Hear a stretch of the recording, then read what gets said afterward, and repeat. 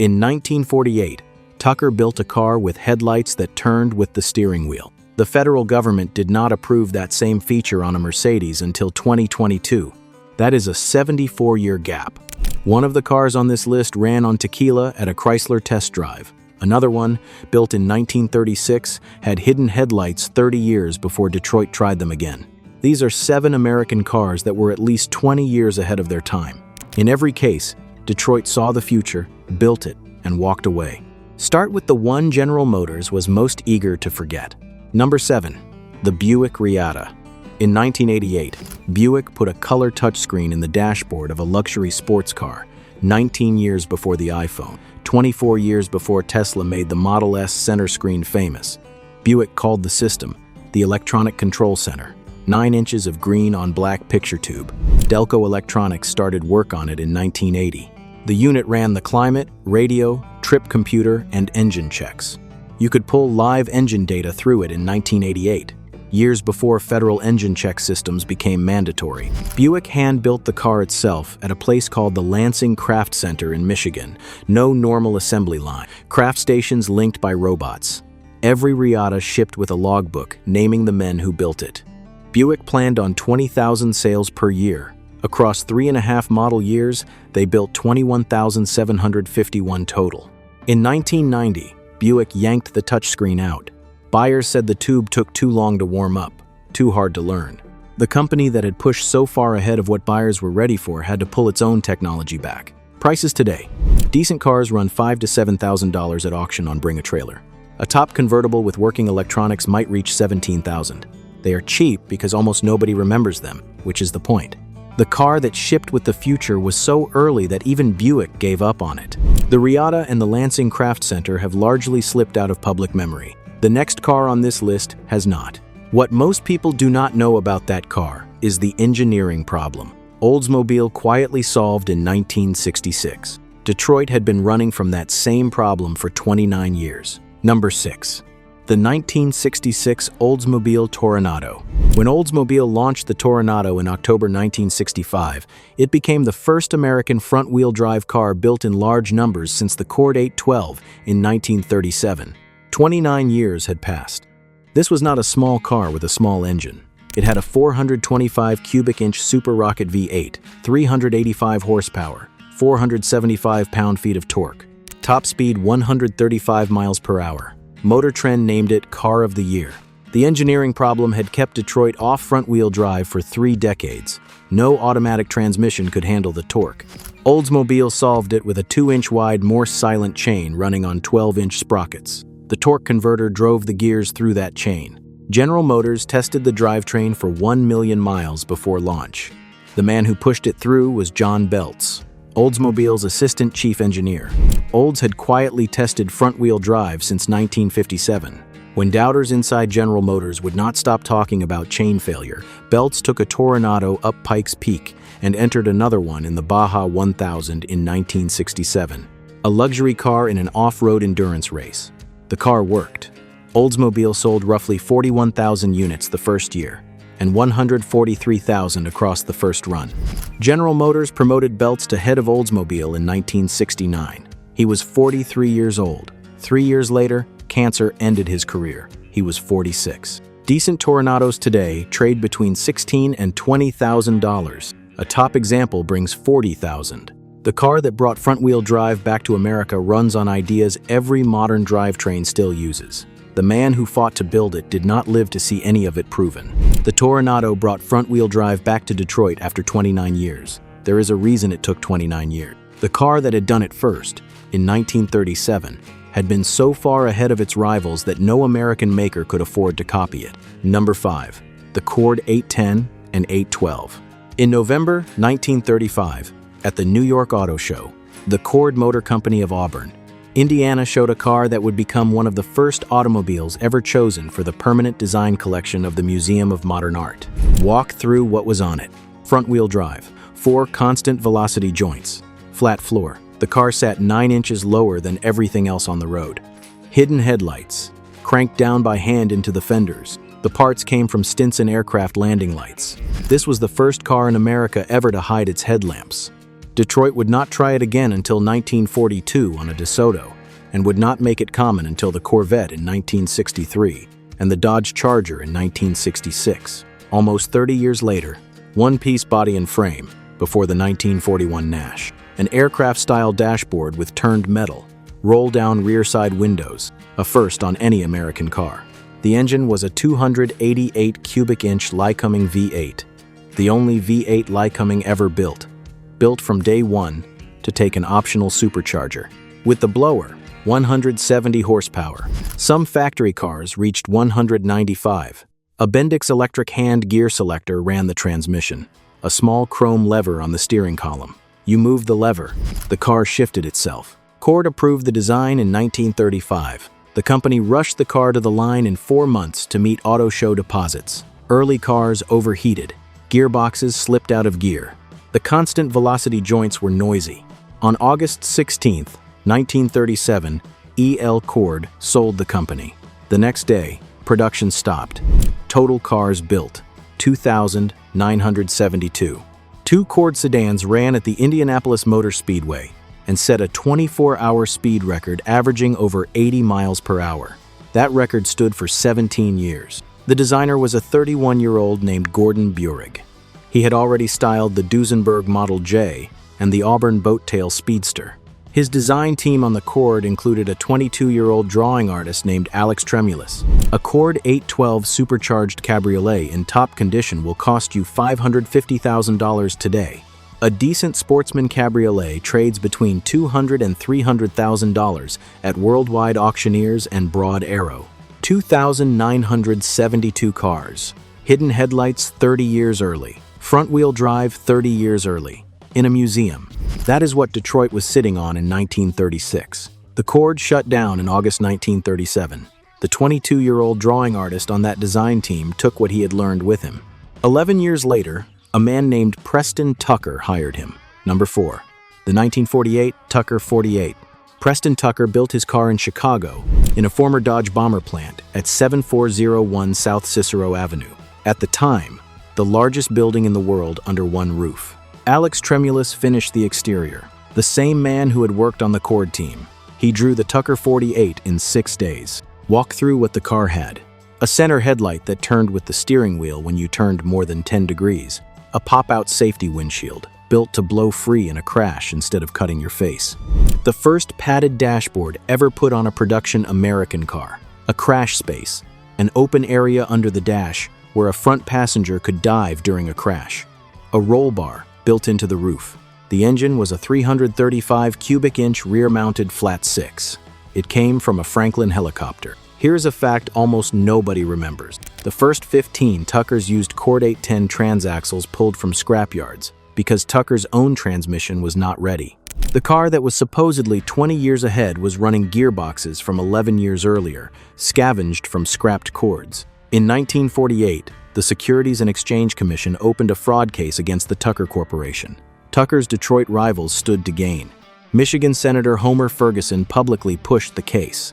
The jury cleared Tucker on all counts in January 1950. By then, his company was broke. 51 cars rolled off the line.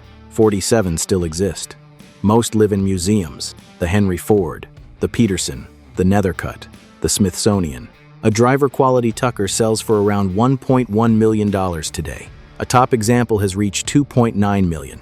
The padded dashboard became federal law in 1968, 20 years after Tucker. The headlight that turns with the steering wheel, the feature Preston Tucker was attacked for in 1948. The National Highway Traffic Safety Administration did not approve that same design for American roads until 2022. A Mercedes had it first. 74 years. Preston Tucker died of lung cancer in December 1956. He was 53. If you have been watching this far, you are the kind of viewer who cares what Detroit actually built before the lawyers and the bean counters got their hands on it. Subscribe. I put out one of these every week. Now, Preston Tucker used a helicopter engine in 1948 because it was the strangest thing he could find to put in a car. 15 years later, Chrysler did him one better. They put a jet engine in one. Number 3. The 1963 Chrysler turbine car. Between late 1963 and early 1964, Chrysler built 55 cars powered by jet engine. Carrozzeria Ghia built the bodies in Turin, Italy. Final assembly happened in Detroit. Chrysler called the engine the A831, fourth-generation gas turbine, 130 horsepower, 425 pound-feet of torque. The turbine itself spun at 36,000 revolutions per minute. It had roughly 20% as many moving parts as a piston V8. It could not stall. It started right up in freezing weather without antifreeze, and it would burn anything flammable. Chrysler proved it. The turbine car ran on gasoline, diesel, kerosene, jet fuel, heating oil, peanut oil, and Chanel No. 5 perfume. The president of Mexico filled one with tequila and drove it. Chrysler loaned 50 of the cars to regular American families for 3 months each. The families kept daily journals. The program was one of the earliest real-world driver tests of an experimental engine in automotive history. Then Chrysler took the cars back and destroyed 46 of them. 9 survive. Most live in museums. 2 are in private hands. One of those belongs to Jay Leno. In 2011, Leno had his rebuilt by Greg Williams of Williams International. Greg's father, Sam Williams, was a Chrysler turbine engineer who left the program in 1954 to start his own company. That company today builds the engines that power cruise missiles and business jets. Chrysler kept running turbine research under federal contract until 1979. That year, the program ended. The rule that ended it was written into the Carter administration's federal loan guarantee that saved Chrysler from bankruptcy. In 2021, Hyman Limited in St. Louis listed one of the 9 surviving turbine cars for sale.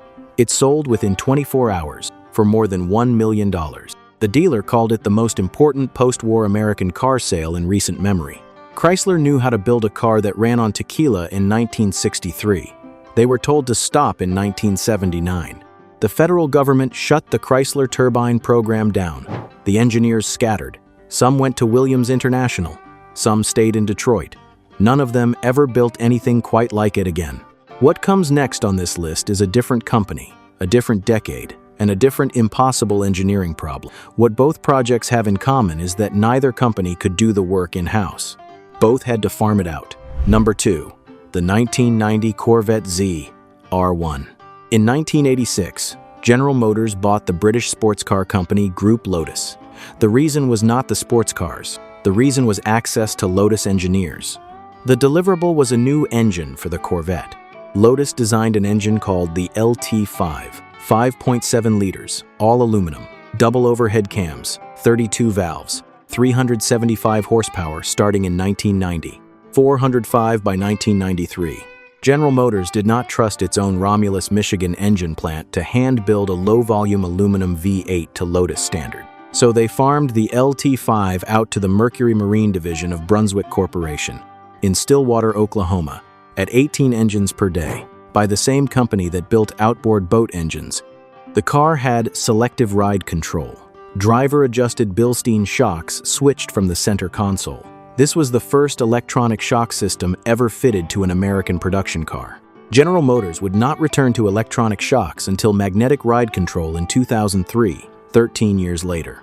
The rear tires were 315 millimeters wide, wider than production car tires would be for another 20 years. Chevrolet nicknamed the car King of the Hill, 0 to 60 in 4.5 seconds. Top speed over 180 miles per hour. In 1990, that made it the fastest American car you could buy. In March of that year, General Motors took a stock ZR1 to a high-speed test track at Fort Stockton, Texas. Over 24 hours, the car set 7 world speed records. The 24-hour average came in at 175.885 miles per hour, over 4,221 miles. Those records stood for decades. The problem was the price. The ZR1 option cost $27,016 on top of a base Corvette that cost $31,979, roughly $59,000 total. Then General Motors widened the body of every 1991 base Corvette to match the ZR1, wiping out the look that set it apart. Chevrolet built 6,939 cars between 1990 and 1995. Clean examples trade today between $35,000 and $45,000. The highest public sale on Bring a Trailer hit $74,000. By most measures, it is the most underpriced Corvette on the market. General Motors did not build another double overhead cam Corvette V8 until the C8Z06 in 2023. 33 years later. The ZR1 is the highest horsepower engineering project on this list. The last car on this list is the most controversial. The real question is what happened behind closed doors in a warehouse in Mesa, Arizona between 2003 and 2005. Because in those 2 years, General Motors deliberately destroyed most of the cars it had spent a decade and hundreds of millions of dollars building. Number 1. The General Motors EV1. On October 28, 2025, at Peak Auto Auctions in Atlanta, Georgia, a hammer fell at $104,000 on a car General Motors had ordered destroyed 2 decades earlier. With buyer's fee, the final price came to $118,040. Vehicle identification number V212. The car does not run, it has no drivetrain, it has no title. It is basically a shell. It is also the first EV1 ever legally sold to a member of the public in the history of the vehicle. Between 1996 and 1999, General Motors built 1,117 of these cars. They never sold them, they leased them from Saturn dealers in California, Arizona, and Georgia, between $399 and $549 a month. Walk through what was on it. A drag number of 0.19. That figure is still today the lowest of any production car ever made. For comparison, the Tesla Model S is 0.208. A glued and riveted aluminum frame that weighed 290 pounds, 40% lighter than steel, built with aerospace glues instead of welds. Ford would not use this kind of aluminum build on the F-150 pickup until 2015. 19 years later, a 3-phase alternating current motor, the exact drive setup Tesla would make famous with the 2008 Roadster. 12 years later, brake energy recapture, heat pump climate control, keyless start, automatic tire pressure monitoring. The federal rule for tire pressure monitoring on American cars did not take effect until 2007, 11 years after the EV1. General Motors built the car in Lansing, Michigan, at a facility called the Lansing Craft Center, the same building that had hand-built the Buick Reatta. They took the line that had built the Reatta until 1991, retooled it, and used it to build the EV1. When the leases ended, General Motors demanded every car back. Drivers offered $1.9 million to buy their own cars. General Motors refused. The fleet went by truck to a facility in Mesa, Arizona, and most of it was destroyed between 2003 and 2005. Roughly 40 cars survived. Nearly all of them live in museums with their drivetrains disabled for good. One of the engineers behind the EV1 motor, a man named Alan Cocconi, left General Motors and co-founded a company called AC Propulsion. AC Propulsion built a test electric sports car called the T0. In 2003, a man named Martin Eberhard saw the T0 and decided to start a company. He named it Tesla. The engineers assigned to the 2010 Chevy Volt program came straight from the old EV1 team. They tested their battery packs in the same General Motors lab.